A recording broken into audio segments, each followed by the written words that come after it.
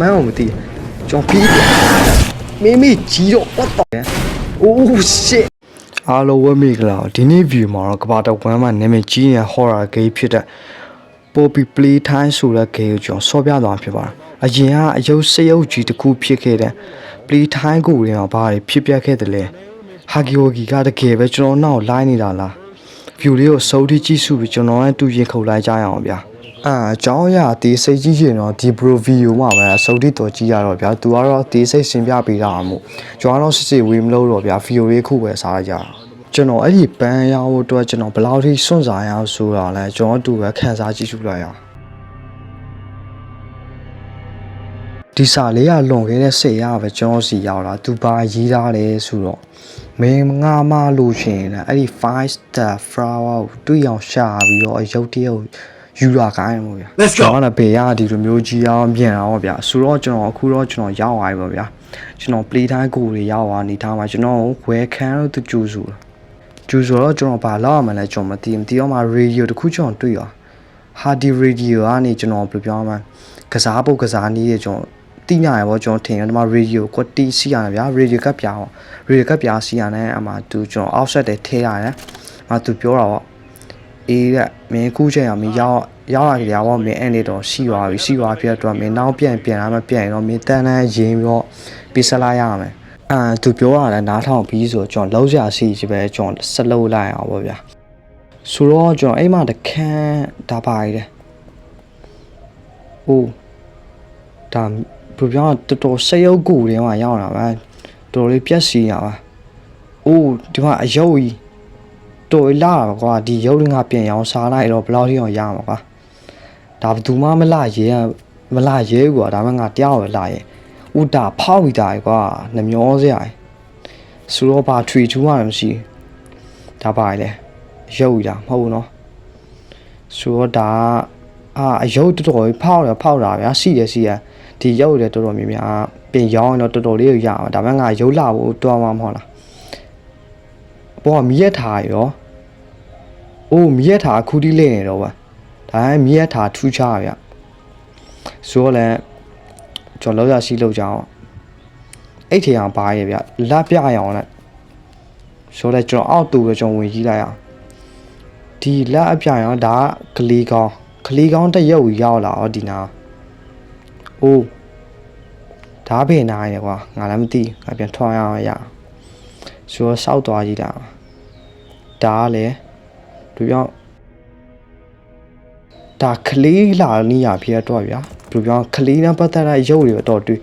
ဟောဒီခန်းလိုဝဲချောင်းဘယ်ကတော့ရှာအောင်ဒီခန်းဝင်းချင်းတော့အမအယောင်လေးပြီးရအယောင်ပြီးတော့အဲ့ကြောင့်ကျွန်တော်အဲ့ခန်းနဲ့ကျွန်တော်ဝင်ဖို့တော့ကျွန်တော်ထူးခြားတဲ့ရောင်လေးစီရအောင်ကျွန်တော်လိုက်စာကြည့်လိုက်အောင်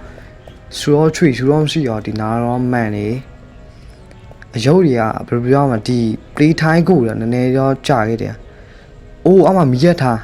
စိမ်းရောင်ရဲ့အနီရောင်ရဲ့အဝါရောင်ရဲ့โอเคဆိုတော့ကျွန်တော်သွားကြည့်လိုက်အောင်အဲ့ဒါပဲဖြစ်မှထင်တယ်အဲ့ဒါကျွန်တော်မီးရထားပဲကျွန်တော်ကြည့်လိုက်အောင်ဆိုတော့အမကျွန်တော်အယောင်ရလာပြီဆိုတော့ကျွန်တော်ထည့်မယ်ဗျာအစိမ်းရဲ့ပန်းရဲ့အဝါရဲ့လိမ့်မောအဲ့ဒီမီးရထားဘယ်လိုပြောမီးရထားအယောင်တိုင်းကြည့်ရအောင်ဆိုတော့ကျွန်တော်ဝင်လို့ရရင်နော်ဒီမှာကျွန်တော်ဝင်လို့ရမှာ radio crazy ရဲ့ radio crazy ရဲ့ဖြစ်တော့မှာကျွန်တော်စကားထပ်ပြောလာတော့သူပါပြောမှာပေါ့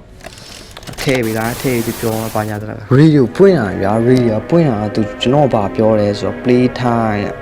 great bad great bad ကျွန်တော် radio ပြောတာကျွန်တော် great bad ဖွင့်လို့ရပါထင်တယ်ဆိုတော့ဒီ great bad ကျွန်တော်တို့တော်တော်လေးထောက်ကိုဖြစ်မယ်လို့လည်းကျွန်တော်ထင်တယ်ဘာဖြစ်လို့ဆိုတော့ဒါပစ္စည်းရဲ့သူပြောတာတော့ပစ္စည်းရဲ့လွယ်တကူယူလို့ရပါဗျာဆိုတော့ကျွန်တော်နောက်ဆုံးမှာတော့ကျွန်တော် radio ကျွန်တော်နားထောင်ပြီးသွားဖြစ်တဲ့အတွက်မှကျွန်တော် great bad တွေဖွင့်လာဖြစ်ပါတယ်ကျွန်တော်တော်တော်လေးထောက်ကိုပစ္စည်းမှ great bad ရသွားရေပေါ့ဗျာဆိုတော့ကျွန်တော်ရဲ့ great bad လုံးမလုံးစမ်းရဟာတကယ်လုံးတာ okay ဆိုတာကျွန်တော်ဘယ်လိုပြောမှာ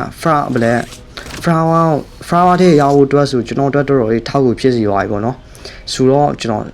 ဆက်လုပ်ရကြအောင်တော်တော်လေးလုံးဗျာဒီ great bad ကြီးokay ဆိုတော့ခဏတော့ကျွန်တော်ခန်းမှာကျွန်တော်တွေးရလက်ပြရအောင်နေတဲ့အဲ့ခန်းကျွန်တော်သွားကြည့်ရအောင် yes ဒီမှာကျွန်တော်လက်ပြအောင်ရှင်းလာကွက်တီအလုံးလုံးမလို့ကျွန်တော်စမ်းကြည့်အောင် yes တကယ်လုံးလုံးတာကောင်းလိုက်တာကွာကျွန်တော်တော်တော်လေးထောက်ကိုဖြစ် graveyard ကြီးနောက်ဆုံးမှာတော့ဒီခံနေဖွင့်သွားခဲ့ပြီပေါ့ဗျာဒီခံဟာကီဝကီအယုံစီရခံပဲအိုးလမ်းမှာလမ်းဟာမေးဟာရမိကြီးရောဆိုတော့ဒါဟာကီဝကီရဲ့သူတို့ပြောကြောက်စရာတွေပါဒါပေမဲ့ချစ်စရာတွေပါကွာကြည့်တာတော့သူရဲ့ပြောဘေဘီပိုရီကအိုးစားတဲ့ဆောင်လေးပါအိုးစားတဲ့ဆောင်လေးပဲချစ်စရာတွေပါကွာမင်းတို့ပြောတော့သူဘာပြောရလဲဆိုတော့1984တော့လီတိုင်းခုပါလေအရုပ်ပေါင်များစွာထုတ်လုပ်ခဲ့ရင်ဒါပေမဲ့ရောင်းအားအကောင်းဆုံးပေါ့ဘယ်လိုပြောကလေးတို့ချစ်ခင်တာကြတော့ဒီဟာကီဝကီရုပ်တွေပေါ့များထုတ်လုပ်တဲ့သူကလည်းသူပြောတာတော့မင်းတို့ဖတ်နိုင်မယ်တော်တော်လေးကိုဖတ်နိုင်ဖို့အတွက်ကွာငါတော်တော်လေးလောက်တာပြီးတော့မွေးရလဲတော်တော်လေးကိုလာဆိုတော့ဗျာဆိုတော့ဒါကျွန်တော်နဲစတာပါသူတော့စတာပါဘာဖြစ်ဆိုတော့နောက်ကျရင်ကျွန်တော် like ခိုင်းမှာလေ like ခိုင်းပြီးတော့ကျွန်တော် like ပါလေနောက်ကျရင်အဲအကြောင်းကျွန်တော်သူစားပါဟိုမီးပြောက်သွားတော့ဟာမီးကောက်ပြောက်သွားလားအော်မတော့တဲ့ချောင်းပဲကျွန်တော် EBC လုံးဝရတော့မှာမီးပြောက်သွားခဏတော့စော့ပြโอเคမှာတော့တဲ့ချောင်း Graveyard ရကျွန်တော်နောက်ဆိုကျွန်တော်တော့ရပါတယ် yes ကျွန်တော်ခုတော့ကျွန်တော် EBC လုံးနေရတယ်ညာဘက်ချန်ဆာသားကျွန်တော်ဖတ်ပြရသေးပါသူပြောတော့ကျိုးငယ်အနေငယ်နေပေါ့နော်ပူရီယက်စတာကွမ်တွေတော့ကျွန်တော်တို့ချစ်ချာကောင်းပြသူငယ်ချင်းနဲ့ဟက်ကီကိုအသက်သွင်းခဲ့အိုး shit အသက်သွင်းခဲ့ဖြစ်တော့ကျွန်တော် like ကိုင်းတော့အဲကြောင့်ကျွန်တော်သူ့ချခဲ့ပါသူ့ရဲ့သူ့နည်းနည်းပါချခဲ့နောက်ကျကျွန်တော် like ကိုင်းတော့တယ်ခုတော့ကျွန်တော် EBC လို့တော့ကျွန်တော်မီးပြန်ပြင်ရတော့ဟာဒီနေရာကြီးကတော်တော်လေးကိုပျက်စီးရမို့တော်တော်လေးကိုကြာခဲ့ပြီ1984ကလေးဆိုတော့ဖွင့်ကြည့်အောင်ကျွန်တော်ခုတော့ EBC လုံးနေရတယ်ရောอ่ะ yes လက်ချ okay ဆိုတော့တော်လေးစောက်သွားပြီပါကျွန်တော်ကလည်းအလောက်ထိနားမလဲတော့သူလုံးခိုင်းတဲ့အတိုင်းကျွန်တော်လုံးလိုက်တယ်အမှကျွန်တော်ဆက်ပြီးတော့ကျွန်တော်ဆက်သွားတာပေါ့ဗျာကျွန်တော် yes အမှကျွန်တော်ကျွန်တော် grade bar ပေါ့နော် grade bar တော်တော်လေးစီရပြတော့ကျွန်တော်မီးပြဆက်ဖို့အတွက်နောက်ထပ်တစ်နှစ်ရအောင်ကျွန်တော်ဆက်သွားအောင်ဒီနေရာကြီးကတော်တော်လေးကိုဟောင်းနှွမ်းနေပါအရင်ကြီးနေတယ်ဗျာ okay ဒီနေရာကျွန်တော် yes ဒီနေရာကျွန်တော်ဆက်လိုက်ရမှာဗျာဆက်လိုက်တော့ဘီးပြန်လာပြီနောက်ဆိုကျွန်တော် EBC လောက်တော့တော်တော်လေးအောက်အောင်လို့ကျွန်တော်ပြောလို့ရဘီးပြန်လာပြီဆိုတော့ဒါလက်ပြအောင်မယ်ကျွန်တော်ထဲလို့ရလောက်တော့ဖြေကြောပါဆက်ဖြစ်မယ်ဒီခန်းလေးဖွင့်သွားဒီခန်းရတော့ပြောမှကလေးကစားစရာအခန်းရဖြစ်လောက်လာဆိုဒါရဘာခန်းလဲကွာအယုတ်တွေနဲ့ဟာဒီခန်းရပါခန်းရအိုးဒါရေမဟုတ်တာကျွန်တော်လည်းမသိဗျာဘာရဲတော့မသိခေစောဒီခန်းကျွန်တော်ဖွင့်ကြည့်တာအိုးတော်တော်လေးမောင်းနေရမှာကြောက်စရာဗျာဒီခန်းကြီးဘိုင်းပုံတွေကလည်းတော်တော်လေးကိုကြာနေအိုး shit တော်လေးကိုထိတ်လန့်စရာဗျာကျွန်တော်သာဒီနေ့ကိုကျွန်တော်တယောက်လေးသွားလိုက်တော့တီးအိုး radio ခွေတကူရှိတာပဲဒါကြောင့် radio ခွေတွေ့တော့ဗျာကျွန်တော်မှတွေ့ရတကူဟိုဒါပါရတဲ့အော်မီ yes ဒါပါရတဲ့ကျွန်တော်မသိဗျာမာအိုးနောက်ထပ်3ခုကျန်နေရကျွန်တော်လိုက်ပတ်စားရမှာအဲ့3တခုတော့ကျွန်တော်ထည့်ပြရအောင်နော်အဲကြောင့်ကျွန်တော်3ခုတက်စားမှာဆိုတော့ဒါအယုတ်ထုံးနေရပဲဟုတ်တယ်ဒါအယုတ်ထုံးနေရပဲဒါထုတ်ကုတ်တွေပေါ့နော်ထုတ်ကုတ်အလုံးနေရပါဒါဝန်တန်းတွေပေါ့သူတို့ပြောတာအိုးတော်တော်လေးကိုမှကြောက်စရာဗျာတော်တော်လေးဟောင်းနှွမ်းနေဖြစ်အတွက်ဒီနေရာကြီးကွာဘာလို့ပြက်စီသွားလဲကျွန်တော်နားမလဲဒီလောက်ထိအောင်မှအောင်မြင်နေတာအိုးမီးနောက်တစ်ခု3ခုရအောင်လားကျွန်တော်မီးဒါဆို2ခုစီပြီ yes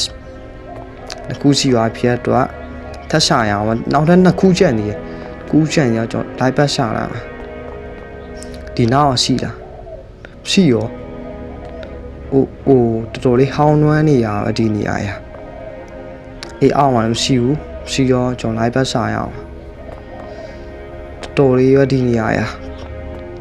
တော်လေးထိတ်လန့်စရာနေရာလေးတခုပေါ့ yes ခဏအောင်ကျွန်တော်တွေးရတယ်အနီရောင်မီးသီးကျွန်တော်နှစ်ခုချန်နေရမှာကျွန်တော်နှစ်ခုချန်နေရဖြစ်တော့အမအနီရောင်မီးသီးတွေခဏတော့ဒါပါရဲ့တကားကြီး Oh shit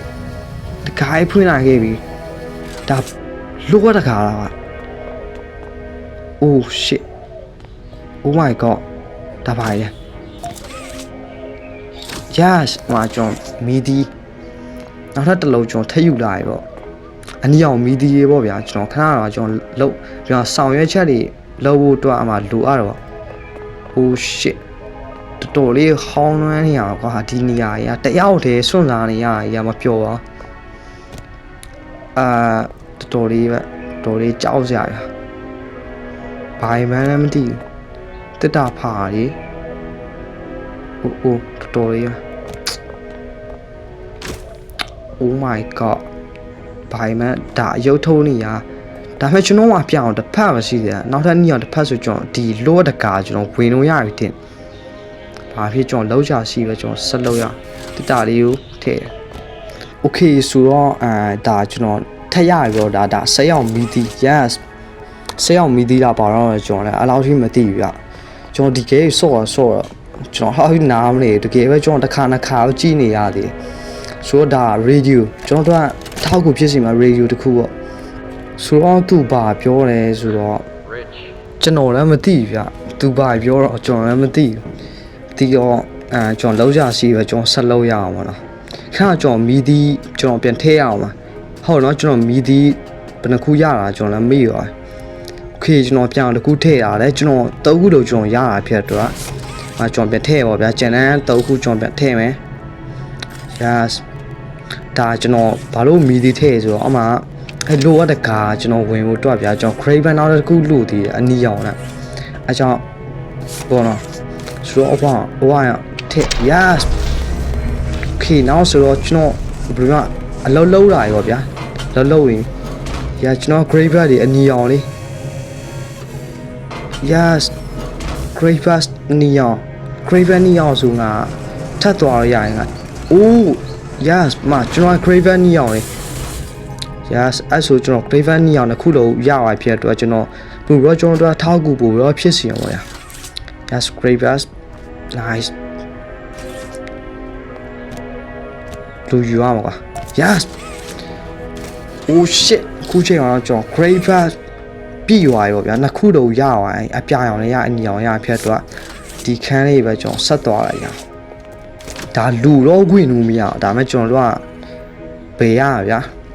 ဝင်ကြီးရတော့စွန့်စားကြီးရတော့ဘာမှန်းတော့မသိဒါရုပ်ထုံးနေရတော့ဟုတ်လောက်မယ်ဟုတ်ဒါရုပ်ထုံးနေရရုပ်ထက်စစ်တော်တော်လေးကြောက်စရာဗျာရုပ်ထုံးနေရဒါဘေးသွားမှန်းတော့မသိဗျာဒါဘာခဲလဲ shit ကျွန်တော်ဒီ game ရဲ့ကျွန်တော်ဘယ်လိုပြောမှာတခါနှစ်ခါတော့ကြီးရတယ်သူများရဲ့ game ပြီးတော့ကျွန်တော်တခါနှစ်ခါတော့ကြီးရတယ်ကျွန်တော်ဘာလို့ကျွန်တော်တိုင်ပတ်ဒါဘာရဲကွာတော်လေးတိုင်ပတ်နေကျွန်တော်ဒီနားအိုးဟာကီယိုကီလာထွက်လာရင်တော့တေးရပြီဟာ Oh shit ကျွန်တော်ဗီဒီယိုလေးတော့ဟာသားနေတာကြည့်ပြီးပါဗျာ Yes ဒါ EBC လောက်အောင်လေ EBC ရပါတော့ကျွန်တော်နားမလဲတိုင်ပတ်နေတကယ်ကိုတိုင်ပတ်နေဗျာကျွန်တော်ဘာလောက်ရတော့မှာလဲဟိုအခုချိန်မှာဟာကီဝကီတာထွက်လာလိုက်တော့တေးပြီရှောမှာကျွန်တော်တန်းရှောမှာစော်များလည်းပြင်ဘယ်လိုပြောဟိုကောက်မမရလည်းပြင်ကျွန်တော်မှာရှောအောင်ပါစပါဒါကျွန်တော်ဟာသားနေရကျွန်တော်ဗီဒီယိုကြည့်ပြီးကျွန်တော်တောင်းစုပါဘေးနေရတယ်ကွာအယုတ်ထုံးနေရအဲ့လောက်ထိအောင်ရှောက်တာဘာဖြစ်ဖြစ်ဒါအိုးမီဒီကျွန်တော်လုံးကြည့်ရအောင်เนาะကျွန်တော်တီးတော့ရစမှာကျွန်တော်မီဒီရဲ့ကျွန်တော်တိုင်ပတ်လာပြီတိုင်ပတ်လဲတိုင်ဒီမှာ yes 1ဒါ2ပေါ့နော် yes ရပြီဒီခန်းလေးဖွင့်မလား yes ဖွင့်အောင်ပြီဆက်သွားမှာဒါ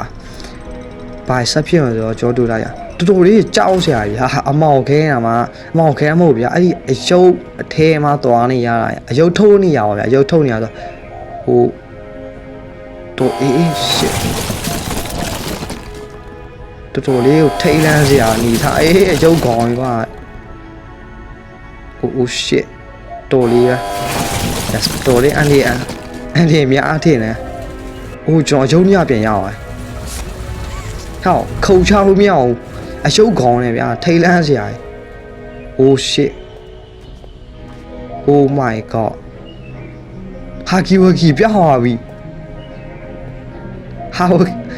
โอ้ဒါကျွန်တော်နောက်တစ်နေရာရောက်နေတာပါသူပါရေးရတော့ကျွန်တော်လည်းမသိဘူးဒါကျွန်တော်ပြောအတိုင်းဗျာဟိုဘလိုဗီဒီယိုမှာပဲစဆိုတော့တကြည့်ရတော့ဒါတော့ကျွန်တော်ပြောပြမှာကျွန်တော် gameplay နေနေမှာကျွန်တော်တင်တာဖြစ်တော့ yes တော်ဒါဒါရုပ်ထုတ်နေရမှာအရုပ်တကယ်အရေးကြီးပိုင်းနေရပါဗျာဟိုတော်လေးဟောင်းနှွမ်းနေဗျာတော်လေးပဲအစတော့တော်လေးပျော်စရာကောင်းတဲ့ဟာကြီးอ่ะအခုရုပ်တဲ့ကြီးကွာဘာဖြစ်သွားမှမသိခွေးဆိုတော့ကျွန်တော်ပေါ်ထားပဲဆက်တက်လိုက်ကြရအောင် yes ဟာကီယိုကီမလာပါနဲ့ကွာတောင်းပါအိုးရီယိုတခု yes ချောတော့ထောက်ကိုဖြစ်စီတယ်ဒါပေမဲ့ကျွန်တော်ဘာမှန်းလဲတော့လေကျွန်တော်အလောက်ထိမသိကျွန်တော်ပြောမှာကျွန်တော်ရှင်းပြရင်ဗီဒီယိုစီရောဆိုလို့ဗျာဆိုတော့yes တော်လေးထောက်ကိုဖြစ်စီတယ် great back ကြီးမီးပြနေတာဦးဒီမှာဘယ်လိုပြော radio ခွေ yes ရပြီခိုင်းဆိုတော့အဲ့ဒီကျွန်တော် radio ခွေပဲကျွန်တော်စကားတော့ပြောလာအောင် yes သူပြောမှာပေါ့သူဘာပြောလဲကျွန်တော်လည်းမသိဘူးဗျာ So Stella, what made you want to work at the Playtime Co-Factory? သူပြောဘာညာရောကျွန်တော်ရှင်းပြစီရောအောင်ဆိုလို့ကျွန်တော်ရှင်းမပြတော့ဗျာဟို bro ဗီဒီယိုကျွန်တော်ပြောတာတိုင်ဗျာဟို bro ဗီဒီယိုမှာတကြည့်ရတော့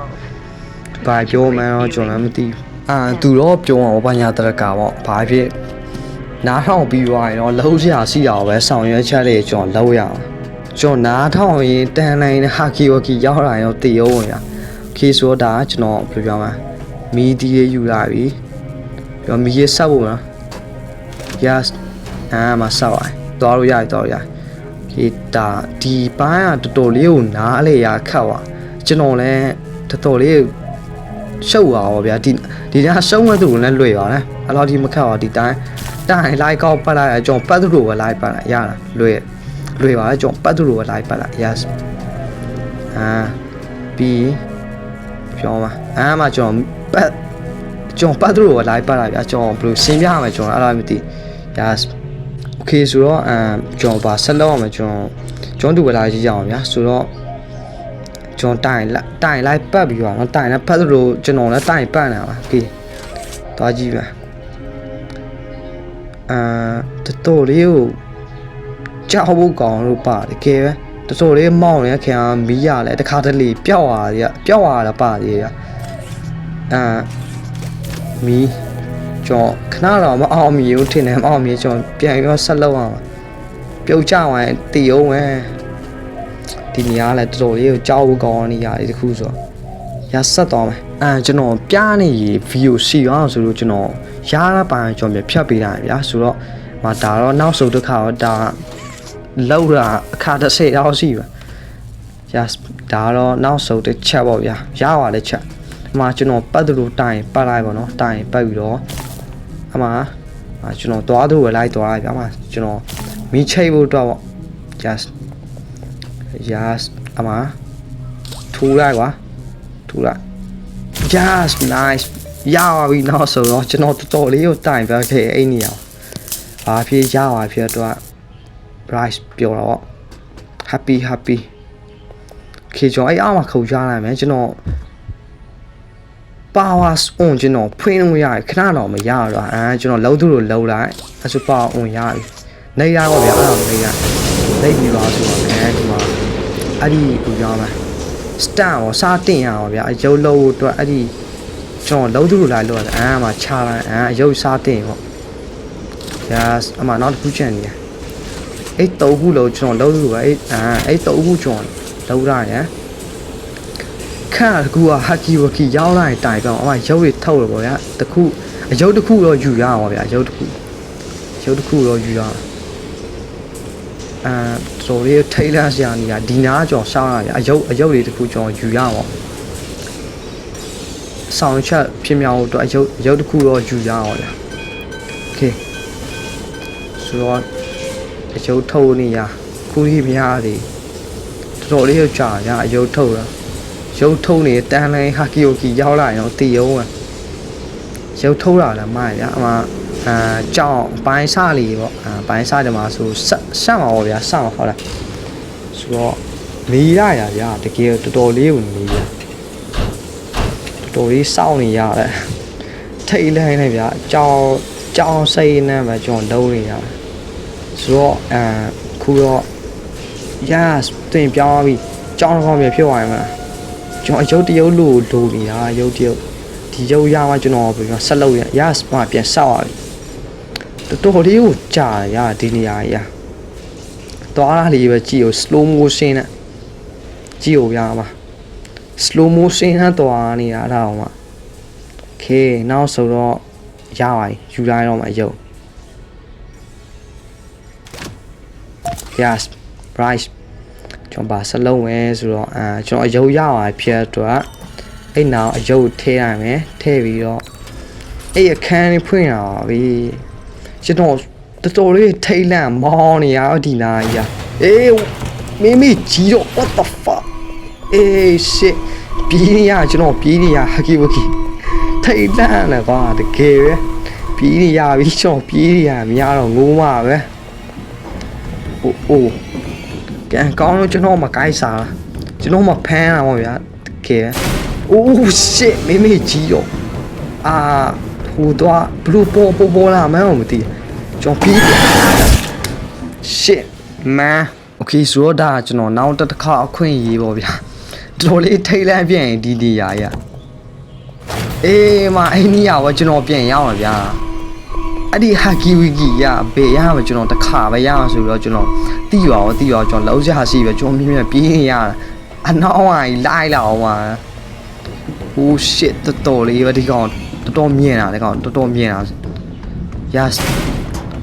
အိုးကျွန်တော်ပြေးနေရဗျာဘလူးမလုံးမြအဲ့ဟာကီဝကီရတော်လေးကိုမြင်တာ oh shit ကျွန်တော်ကြုံရပေါ့ပဲကျွန်တော်ပတ်ပြေးနေရတော့ကျွန်တော်ကလမ်းလောက်ထိမသိကျွန်တော်ကြုံရပတ်ပြေးတယ်ကျွန်တော်ကလိုက်လာတယ်ဒီရတော့ကျွန်တော်ဟိုတော်လေးထိတ်လန့်ဗျာဒါမှတစ်ခါပဲရမှာရတစ်ခါပဲရမှာမင်း okay ဆိုတော့ကျွန်တော်ကြုံရပြေးနေတာနော်ခြေဦးတိရအောင်မှကျွန်တော်ပြေးနေတာ okay ဒီချမ်းပြန်ပြေးသွားရအောင်မြန်ပြေးသွားရအောင်မဟုတ်အနောက်ကျွန်တော်ကျုံးမှာအဲ့ဟာကီဝကီရခီစတော့မြန်ဖွင့်သွားမြန်ဖွင့်အမေကြီးရောshit မြန်ပြေးသွားမြန်ပြီးတာပြေးနောက်လဲမကြည့်တယ်နောက်လဲကြည့်တီပါအဲကြောင့်ပြေးနေရ yes မြန်ပြေးသွား yes မြန်တာနောက်မှာ yes ပြေးရအောင်ကွာအဲ့လိုနေ for show လို့ရအောင်လာစမ်းပါပြန်နောက်ဆုံးမှာတော့ဟာကီဝကီတွေတီဆုံးသွားပါခင်ဗျာဆိုတော့စန်တူလေးရဲ့လက်ချက်နဲ့ပဲဟာကီဝကီရတီဆုံးသွားပါတော့ဗျာဆိုတော့ကျွန်တော်နောက်ဆုံးမှာကျွန်တော်စောက်ရင်ရောက်ချင်နေတဲ့ပန်းလေးပေါ့ဗျာပြောသူအမပြီးမဲဆိုတော့ကောင်းသူအမပြီးမဲဆိုတော့ကောင်း yes နောက်ဆိုတော့ကျွန်တော်ပန်းလေးနေရအောင်ကျွန်တော်ရောက်စီခဲ့တာပါပြီစိတ်အေးလေးနဲ့တော့မယ် yes ဆိုတော့ဒီနေရာကြီးကကျွန်တော်ရောက်တော့ကျွန်တော်တော်တော်လေးစွန့်စားလိုက်ရတာ yes ဒါပေးနေရတယ်ကွာကျွန်တော်မသွားခြင်းနေကျွန်တော်နည်းနည်းမှာခွေလေးနားထောင်လိုက်မယ် radio yes ဘာမှပြောနေတော့ကျွန်တော်ပန်းနဲ့သွားခြင်းတော့သူပါပြောလဲကျွန်တော်လည်းနားမလဲကျွန်တော်စိတ်လှုပ်ရှားတော့ဗျာကျွန်တော်တော်လေးစိတ်လှုပ်ရှားဆိုတော့သူပါပြောလဲကျွန်တော်အဲ့လောက်ထိကျွန်တော်နားမလဲကျွန်တော်ရောက်ချင်တဲ့ပန်းကျွန်တော်သွားချင်တဲ့ပန်းပေါ့ဗျာဆက်လန်စားကြတယ်ကျွန်တော်ပြောရမှာကျွန်တော်သွားချင်တဲ့ပန်းစိတ်အေးလေးနဲ့ပါဗျာတော်လေးကိုပြောမှာတော်လေးမှာjust နောက်ဆိုတော့ကျွန်တော်ရောက်ခဲ့ပြီဒါမှကျွန်တော်အခန်းနေလိုက်ပတ်ရှာနေရသည်ကြည့်ဦးဗျာဘေးအနည်းရောက်နေမှန်းလည်းမသိဘူး oh shit ထိတ်လန့်စရာပါဒီနေရာတော်တော်လေးကိုကြီးရဗျာအဲ့ကိုဘယ်လိုပြောမှာ play time ကိုတွေက yes ဒါအဲ့ရရောဗျာ yes မှာကျွန်တော်ကစားလိုက်သေးရပေါ့ကျွန်တော်ကစားလိုက်သေး yes oh shit မကောင်းတော့ဟိုဒါဘီယိုနောက်ပါရှိရကျွန်တော်မသိဟိုမှာအယုတ်အိပဲမှာခေါင်းအုပ်တွေများတယ်ကျွန်တော်ကစားခဲ့သေးရဗျာကျွန်တော်ပြဟိုပါကျွန်တော်ကစားခဲ့သေးရ yes ဟိုနီရဲနဲ့ဒီနေရရဲ့ကွာထိတ်လန့်စရာ just ဒါနောက်ဆုံးကတော့ကျွန်တော်ရောက်ခဲ့ပြီခင်ဗျာဒါတော့ဘာမှမသိကျွန်တော်ကစားခဲ့သေးတယ်ဒါကောင်းအုပ်ကြီးပဲကောင်းအုပ်ကြီးကျွန်တော်ကစားလိုက်တယ်ဗျာ great fight ကြီးကနောက်ဆုံးကတော့ just အံ့ပါပါဗျာ video လေးစိုးထိကြည့်ပြတယောက်ချင်းစီထူပဲကျေးဇူးတင်စီပါ Bobby play Thai chapter was the ants ကျွန်တော် video လေးကိုကြားနေတတ်ရင် like subscribe လုပ်တာပြီးလို့ရပါလားကိုယ့်လူရဲ့ထင်မြင်ချက်ကိုလည်း comment မှာရေးပေးသွားနိုင်ပါလားကျေးဇူးတင်ပါတယ်